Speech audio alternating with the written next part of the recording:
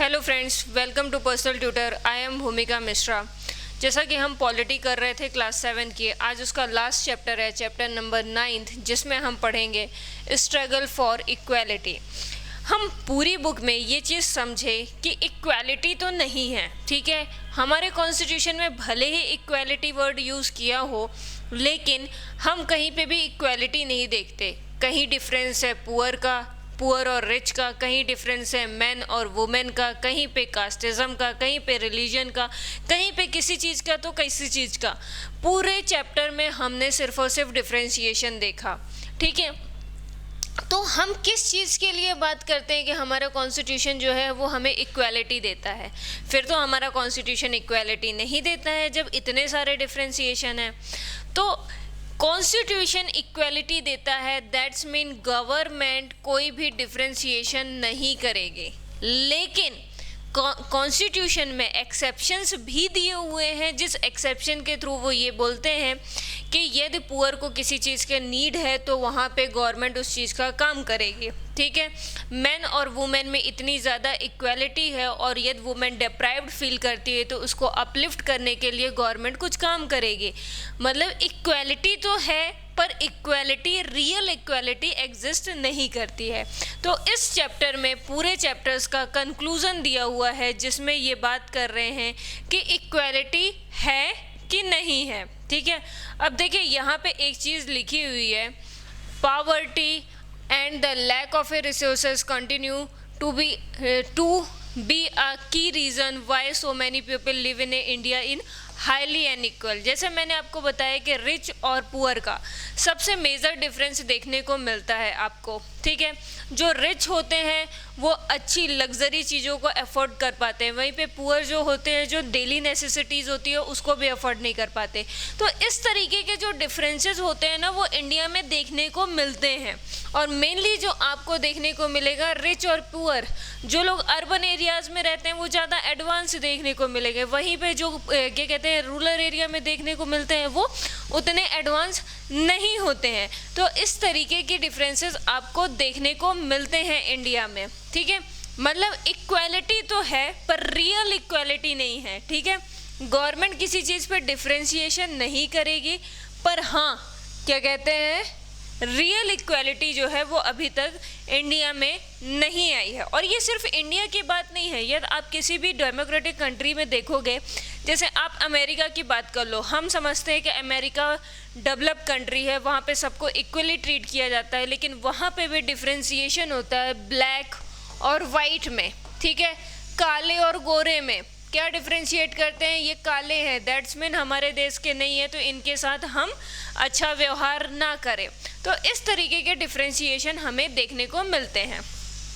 अब देखिए, कोई भी इक्वालिटी पाने के लिए हमें स्ट्रगल करना पड़ता है। इमेजिन हमने जो वुमेन्स वाला चैप्टर पढ़ा था जिसमें वुमेन्स चेंज द वर्ल्ड, उसमें हमने देखा था कि वुमेन्स ने कितना स्ट्रगल किया है अपनी इक्वल प्लेस बनाने के लिए, ठीक है।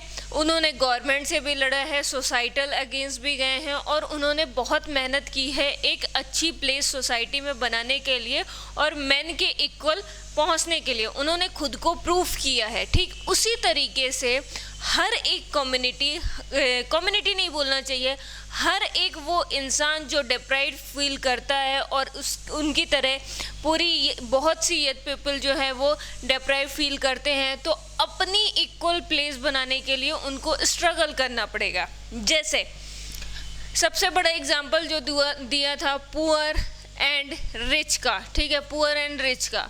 तो जो पुअर पीपल हैं उनको इतना स्ट्रगल करना पड़ेगा कि रिच को ये फील करा सके कि if you are rich because of us, ठीक है। क्यों? क्योंकि ये पुअर लोग हैं, ये रिच पर्सन के इंडस्ट्री ऑफिस में काम नहीं करेंगे तो ये लोग अपना जो स्टैंडर्ड है, लाइफ स्टैंडर्ड है, उसको उस तरीके से रेज नहीं कर पाएंगे, ठीक है। पुअर को इतनी मेहनत करनी पड़ेगी कि वो एक इक्वल लाइफ स्टाइल मेंटेन कर सकें, ठीक है। तो उनको वो चीज़ प्रूव करनी पड़ेगी और उस चीज़ के लिए उतना स्ट्रगल करना पड़ेगा। साथ ही साथ इस पुअर को गवर्नमेंट से भी डिमांड करना पड़ेगा कि उनको अपलिफ्टमेंट करने के लिए उनको कुछ ना कुछ तरीके बताए, कुछ ना कुछ अपॉर्चुनिटी जनरेट कर सके जिससे वो अपनी स्किल और अपनी चीज़ों को इनहेंस कर सके। ठीक है, यहाँ तक चीज़ें समझ में आई। अब देखिए, throughout the India, throughout the world, in every community, village, city, town, you will find there is some people who known and respected because of their fight for equality। जैसे महात्मा गांधी ने भी इक्वालिटी के लिए लड़ा। ठीक है, कि जो ब्रिटिशर्स के अगेंस्ट लड़ा और इक्वालिटी के लिए लड़ा, वीमेन की इक्वालिटी के लिए, जो डिप्राइव्ड पर्सन थे, अनटचेबल्स, उनके लिए लड़ा। ठीक उसी तरीके से BR अम्बेडकर ने लड़ा। ठीक है, आप नेल्सन मंडेला का नाम सुनते हैं, जो साउथ अफ्रीका में ब्लैक के लिए लड़ा कि ब्लैक को वाइट के इक्वल ही चीज़ें मिलनी चाहिए। तो इस तरीके से हर एक कंट्री में एक ऐसा पर्सन होता है जो इक्वालिटी के लिए लड़ता है। ठीक है, लेकिन सिर्फ और सिर्फ लड़ने से आपको चीज़ नहीं मिलेगी, आपको कहीं ना कहीं वो चीज़ प्रूव करनी पड़ेगी कि हाँ, आपको जो चीज़ मिली है तो आप उसकी वैल्यू कर रहे हो और उसको यूज़ कर कर आप अपनी चीज़ें इक्वल कर रहे हो। ठीक है, the discrimination that they face or which they are witness or they are well respected because they are treated all person with dignity are therefore trusted are called upon to resolve the issue the communities। ठीक है, अब देखो, हर communities में ये problems होती है, हर एक countries में ये प्रॉब्लम होती है कि कहीं ना कहीं वो किसी एक कम्युनिटी या किसी एक रिलीजन, सेक्स, कास्ट को, ग्रिड को वो डेप्राइड फील करते हैं। उसके लिए इक्वालिटी के लिए लोग लड़ते हैं और जो लड़ते हैं उनको बहुत रिस्पेक्टेड वो किया जाता है, क्योंकि वो एक इक्वालिटी चाहते हैं कि सबको इक्वल तरीके से देखना चाहते हैं। ठीक, देखो, जो हमने पढ़ा था वुमेन्स के लिए, उसमें हमने ये पढ़ा था कि उन्होंने स्ट्रगल किया, क्या कहते हैं, रैलीज निकाली, स्ट्राइक्स की, ये सारी चीज़ें की। तो वो एक दिन का तो काम नहीं था, उन्होंने बहुत ज़्यादा टाइम लगाया है, तब जाके उन्हें रिजल्ट मिला है। ठीक, सेम इसी तरीके से अनटचेबल्स के लिए किया गया। ठीक है, उनके लिए भी बहुत सारे रूल्स लेकर आई गवर्नमेंट और बहुत कुछ किया, सोसाइटी के मेंटालिटी सारी कुछ चेंज करने की कोशिश की। और आज हम देखते हैं कि हम कई हद तक जो पहले की कंडीशन थी उससे कई ज़्यादा हद तक हम इक्वालिटी मेंटेन करते हैं, अपनी सोसाइटी में भी इक्वालिटी मेंटेन्ड दिखाई देती है हमें। ठीक है, अब देखो, इंडिया में जो पर्टिकुलर इशू है इनइक्वालिटी की, several struggles in the people have come together to fight the issues.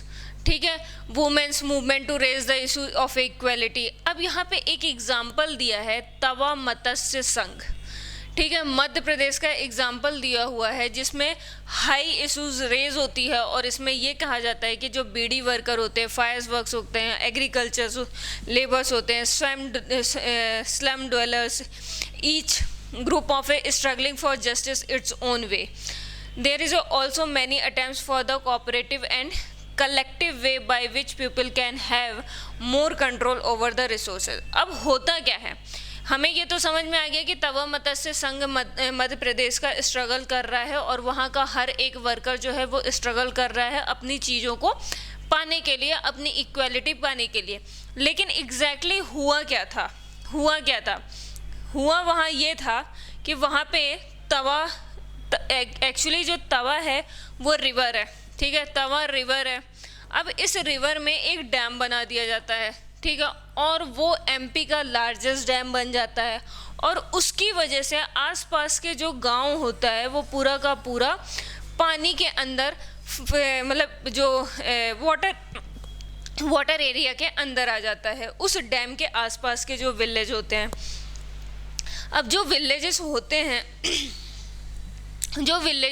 हैं वो वाटर के अंदर आ जाते हैं, तो उनको शिफ्ट होना पड़ता है। इन शॉर्ट ऑफ आप ये सोचो कि आप जहाँ पे रह रहे हो, जिस घर पे, आपको बोल दिया जाए कि बेटा आपका टाइम पूरा हो गया, अब आप यहाँ से निकलो, यहाँ पे आप नहीं रह सकते हो, ठीक है। तो वो उनके साथ हुआ, उन विलेजर्स के साथ हुआ, तो वो उनके लिए बहुत हर्टफुल था, क्योंकि पूरा का पूरा अपना घर शिफ्ट करना और एक अच्छा घर होते हुए बेघर होना, ये बहुत डिफ़िकल्ट टास्क होता है किसी भी इंसान के लिए। किसी नई जगह पर रहना, वहाँ पे फिर से अपनी नई ज़िंदगी स्टार्ट करना, न्यू लाइफ स्टार्ट करना, न्यू ऑक्यूपेशन ढूंढना, हर किसी के लिए वो चीज़ पॉसिबल नहीं होता है, ठीक है। तो वहाँ पे जितने भी वर्कर्स, एग्रीकल्चर, सब कुछ जो था वो शिफ्ट करने के लिए गवर्नमेंट बोली, क्योंकि यहाँ पे जगह ही नहीं थी, यहाँ पे पूरा का पूरा एरिया जो था वो फ्लड के उसमें आ गया था, ठीक है। तो ये जितने भी वर्कर्स हमने पढ़े, फिशरमैन वर्कर्स और ये सारे क्या कहते हैं, बीड़ी बनाने वाले, एग्रीकल्चर करने वाले, ये सब अपन मांग करने लग गए कि हमारे पास घर नहीं है, हम बेघर होके कहाँ रहें, हमें ऐसा कुछ करो कि हम भी सेटिस्फाइड हों और आप जो रिजर्वायर बनाए हो वो आपका मुद्दा भी सॉल्व हो जाए। तो क्या करती है गवर्नमेंट बोलती है कि हमने यहाँ पे डैम बनाया है, ठीक है, इस डैम में हम फिशरीज करते हैं, ठीक है, मतलब फिशिंग एक्टिविटीज़ करते हैं, और आप जो लैंडलेस लेबर हो चुके हो अब, तो आप अब यहाँ पे फिशरीज कर लेना और ये आपको लीगलाइज कर देंगे, और यहाँ से फिश निकाल के और आप मार्केट में बेचोगे तो आपको अच्छी वैल्यू भी मिल जाएगी। तो गवर्नमेंट ने एक ये एक्टिविटी स्टार्ट की, ठीक है। दूसरा क्या करती है कि जिन लोगों का एग्रीकल्चर लैंड था और क्या कहते हैं, जिन लोगों का घर था, उनको कंपनसेशन देती है। कंपनसेशन क्या होता है? कंपनसेशन में वो उनको या तो पैसे देती है या फिर उस जगह से निकाल के थोड़ी दूर जहाँ पे उनकी गवर्नमेंट की पॉसिबिलिटी होती है वहाँ पे उनको एक घर देती है और बोलती है कि आप यहाँ शिफ्ट हो जाओ, ठीक है। तो गवर्नमेंट का भी मुद्दा सॉल्व हो गया कि वहाँ से लोग डिस्प्लेस्ड हो गए, ठीक है, और उनको ऑक्यूपेशन भी मिल गया फिशरीज का और उनको घर रहने को भी मिल गया। तो इस तरीके से इन्होंने काम किया है, मतलब कि इस तरीके से गवर्नमेंट जो है वो ट्राई करती है कि इक्वालिटी मेंटेन हो सके, ठीक है। Originating Mahadev hills of the Chhindwara district, Tawa flows through the Baitul is joining the Narmada in Hoshangabad, ठीक है। तवा dam began to built in 1958, completing 1978. Some as the large area of the forest, agriculture, forest dwellers left nothing. Some of displaced people settled around the reservoir and part of the merged farms and found a livelihood fishing and earn very little, ठीक है। तो इस तरीके से ये अपना जीवन जीने लग गए। वही चीज़ें लिखी हुई है जो मैंने आपको शॉर्ट में समझाई है, ठीक है, कि किस तरीके से ये देखिए ये फिश लेकर आके मार्केट में बेच रहे हैं और उससे वो अर्निंग कर रहे हैं, ठीक है। अब बात आती है, मेन मुद्दा आता है कि हमारे इंडियन कॉन्स्टिट्यूशन में जो लिविंग डॉक्यूमेंट्स है उसमें एग्जैक्टली क्या लिखा हुआ है। उसमें लिखा हुआ है all the movement of the justice and the inspiration of the all the poetry song on equality is the recognization that all people are equal, ठीक है। हमारे जो कॉन्स्टिट्यूशन है, हमारा जो संविधान है, जो लिविंग डॉक्यूमेंट्स है जिसको इंडिया का हर एक इंसान मानता है, उसमें ये चीज़ लिखी हुई है कि सारे पीपल जो है वो इक्वल हैं, ठीक है। Indian constitution recognise the equality of all person. Movements struggle for equality in Indian constitutionally refer the Indian constitution to make their point about equality, justice for all, ठीक है। हमारी इंडियन कॉन्स्टिट्यूशन इंश्योर करती है कि आपको equality भी मिलेगी और जस्टिस भी मिलेगा, equality and justice for all, ठीक है। ऐसा नहीं है कि आप रिच हो तो आपको अलग जस्टिस मिलेगी, आप पुअर हो तो अलग जस्टिस मिलेगा, नहीं, जस्टिस सबके लिए एक जैसा होगा, लॉ सबके लिए एक जैसा होगा और इक्वालिटी भी सबको इक्वल मेंटेन, मतलब कि एक लॉ है आर्टिकल याद नहीं, equality before law, equality before law, मतलब कि लॉ के पहले सब इक्वल है, कोई ना रिच है, ना कोई पुअर है, ना कोई बॉय है, ना कोई गर्ल है, ना कोई हिंदू है, ना कोई मुस्लिम है, सब के सब इक्वल हैं, ठीक है। तो उस बेसिस पे आपको डिस्क्रिमिनेट करके अलग जस्टिस नहीं मिलेगा, आपको अलग चीज़ें नहीं मिलेंगी, ठीक है। तो ये सारी चीज़ें हमारे उसमें लिखी हुई है, ठीक है। और ये चीज़ बोली जाती है कि जो हमारा कॉन्स्टिट्यूशन होता है, they use it as a living document, something that has a real meaning in our life. In democracy there are a always communities and individual trying to expand the idea of a democracy and push for a greater recognition of a equality on the existing as well in new issue। अब देखो, ये जो बोला है इसको real मायने में अपन समझें तो अभी एक क्या कहते हैं, न्यू रिजर्वेशन कैटेगरी स्टार्ट हुई है, वो स्टार्ट हुई है EWS, ठीक है। इसका फुल फॉर्म है इकोनॉमिक बैकवर्ड सेक्शन, ठीक है, sorry economic weaker section, economic weaker section. अब इसमें क्या किया है कि जो जनरल वाले थे और जनरल में भी जो लोग पुअर थे उन लोगों को क्या कहते हैं सपोर्ट किया है, उन लोगों को सपोर्ट करके, और क्या कहते हैं जो लोग इकोनॉमिकली इतने साउंड नहीं थे उनको सपोर्ट करने की कोशिश की गई है, जिससे वो ऊपर उठ सकें और इक्वालिटी मेंटेन हो सके। क्योंकि हो क्या रहा था कि अब एक नई सोसाइटी बन रही है, ठीक है, वर्ल्ड में एक नई सोसाइटी बन रही है जो कि डिस्क्रिमिनेट कर रही है रिच और पुअर को।